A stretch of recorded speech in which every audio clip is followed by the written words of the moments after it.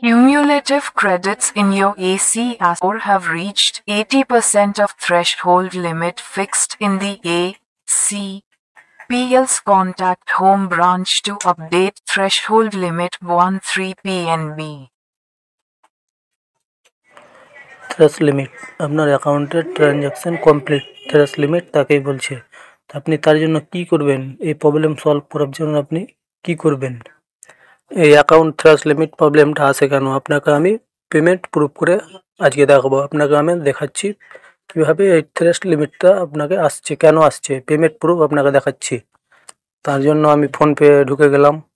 এবার আমি আমার অ্যাকাউন্টে টাকা পাঠাবো, তারপর দেখবেন আপনার থ্রেশ লিমিটের মেসেজটা আসবে।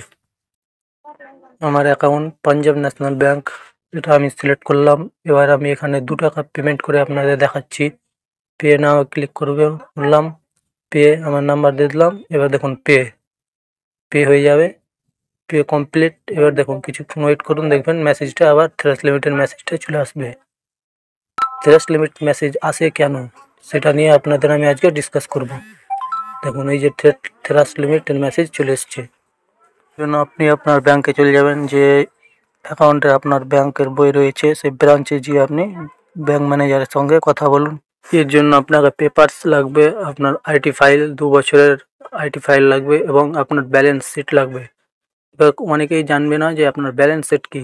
ব্যালেন্স শিট বলতে আপনার ব্যবসাতে কতগুলো আপনি ইনভেস্ট করেছেন, আপনার কাছে কত লাখ টাকার জিনিস রয়েছে, আপনার ধরুন একটা ল্যাপটপ রয়েছে 1 লাখ, সেটা আপনার ব্যালেন্স শিটতে বসবে। ধরতে কি আপনার ব্যালেন্স শিট না হলে আপনার আইটি ফাইল হবে না। প্রথমে আপনাকে ব্যালেন্স শিট বানাতে হবে, তারপর আপনার আইটি ফাইল হবে। এই দুটোই আপনার কাছে ব্যাংক চাইবে ডকুমেন্টস। আপনি এই দুটো ব্যাংকে যে ডকুমেন্টস দেবেন আপনার অ্যাকাউন্ট আবার ওপেন হয়ে যাবে।